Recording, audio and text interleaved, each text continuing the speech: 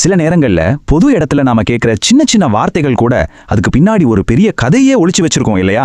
அந்த மாதிரி ஒரு சின்ன ஆனா ரொம்ப பவர்ஃபுல்லான ஒரு வாக்குவாதத்தை தான் நாம இப்போ பிரிச்சு மேய போறோம். வாங்க அதுல இருக்கிற ஒவ்வொரு வார்த்தைக்கும் என்ன அர்த்தம்னு தோண்டி பார்க்கலாம். கேட்ட உடனே தூக்கி வாரி போடுதில்ல, இதுதான் அந்த உரையாடலோட ஆரம்பம். ஒருத்தரை பார்த்து இவ்வளவு கோபமா ஒரு வார்த்தையை சொல்றாங்கன்னா இதுக்கு பின்னாடி என்ன பெரிய காரணம் இருந்திருக்குன்னு யோசிக்க வைக்குது. ஆமா, இதுதான் நம்ம எல்லாருக்குமே வர்ற முதல் கேள்வி. எதுக்கு இவ்ளோ கோபம்? இந்த கேள்விக்கான பதிலை தேடி தான் நம்ம இப்போ போக போறோம். இது வெறும் வார்த்தை கோபம் மட்டும் இல்ல, இதுக்கு பின்னாடி ஒரு கதை இருக்கு. சரி, வாங்க முதல்ல இந்த வாக்குவாதம் எப்படி ஆரம்பிக்குதுன்னு பார்ப்போம். யாரு பேசுறா, யாருக்கிட்ட பேசுறா, அந்த சூழல் என்ன? அங்க ஒரு கூட்டம் நிக்குது. அதை பார்த்து பேசுறவரு முதல்ல உங்களை மதிக்கவா வந்திருக்காங்கன்னு கேட்டுட்டு அடுத்த செகண்டே அப்போ எதுக்கு என்னையவே பாக்குறாங்கன்னு நேரடியா சண்டைக்கு போறாரு. இதுல ஒரு சந்தேகம் இருக்கு, ஒரு கோபம் இருக்கு, எல்லாம் கலந்துருக்கு பாருங்க. இதை நோட் பண்ணீங்களா? ஒரு கூட்டம் நிக்கிறதுங்கிறது ஒரு சாதாரண விஷயம். ஆனா அடுத்த நிமிஷமே அந்த கூட்டத்தோட இருப்பே ஒரு குற்றச்சாட்டா மாறுது. இதுல இருந்தே தெரியுது, இது சும்மா திடீர்னு வந்த கோபம் இல்ல, இது ஒரு குறிப்பிட்ட டார்கெட்டை நோக்கி வீசப்படுற வார்த்தைகள். இப்போதான் நம்ம இந்த வாக்குவாதத்தோட முக்கியமான கட்டத்துக்கு வரோம். இத்தனை கோபத்துக்கும் இந்த சண்டைக்கும் உண்மையான காரணம் என்னன்னு இங்கதான் நமக்கு தெரிய வருது. வெளியில இருந்து பாக்குறதுக்கு ஏதோ ஒரு பொதுவான கோபம் மாதிரி தெரியலாம்.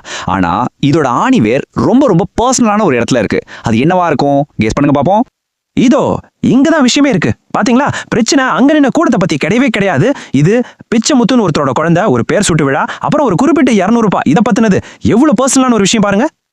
இந்த முழு சண்டைக்கும் மைய புள்ளியா இருக்கிறது இந்த 200 ரூபாய் தான். இது வெறும் காசு இல்ல, இது ஒரு பழைய கணக்கு, தீர்க்கப்படாத ஒரு மனக்கசப்போட அடையாளமா இங்க நிக்குது. அப்போ இந்த வாக்குவாதத்தை நாம இப்படி பிரிச்சு பார்க்கலாம். இது பிச்சை முத்துங்கிற ஒரு நபர், அவரோட குழந்தையோட விழா, அதுல சம்பந்தப்பட்ட ஒரு தொகை, இதெல்லாம் சேர்ந்த ஒரு தனிப்பட்ட கதை. பொதுவெளியில வெடிக்கிற பல சண்டைகளுக்கு பின்னாடி இந்த மாதிரி ஒரு பர்சனல் கதை கண்டிப்பா இருக்கும். சரி, இந்த சண்டை கடைசியா எப்படி முடியுதுன்னு பாப்போம். பேசுறவரு தன்னோட தரப்பை ஒரு சவாலோட முடிக்கிறாரு. இந்த கடைசி வரியில ஒரு ஏளனம் இருக்கு, ஒரு சவால் இருக்கு. ஆமா, உங்களுக்கு பணம் வேணுமா? சரி, தைரியம் இருந்தா வந்து வாங்கிக்கோ அப்படின்னு சொல்ற மாதிரி. இது மூலமா நான் என் பக்கத்துல ரொம்ப உறுதியா இருக்கேன், எதுக்கும் தயார்னு சொல்றாரு. அப்போ இந்த முழு சம்பவத்தையும் ஸ்டெப் பை ஸ்டெப்பா பார்த்தா ஒரு சாதாரண கூட்டமா ஆரம்பிச்சது எப்படி ஒரு நேரடி மோதலா மாறுது, அப்புறம் அதோட உண்மையான காரணம் வெளியே வருது, கடைசியா ஒரு சவாலோட முடியுதுன்னு நமக்கு நல்லாவே புரியுது. இது ஒரு உணர்ச்சி பிழம்போட ஒரு சின்ன மேப் மாதிரி. கடைசியா இந்த முழு நிகழ்வும் நம்ம மனசுல ஒரு முக்கியமான கேள்வியை விட்டுட்டு போகுது. இந்த மாதிரி தனிப்பட்ட பிரச்சனைகள்லாம் பொது இடத்துக்கு வரும்போது அது சம்பந்தப்பட்டவங்களை மட்டும்தான் பாதிக்குதா, இல்ல வேடிக்கை பார்க்குற நம்மளையும் கூட அது ஒரு விதத்துல பாதிக்குதா? இதை பத்தி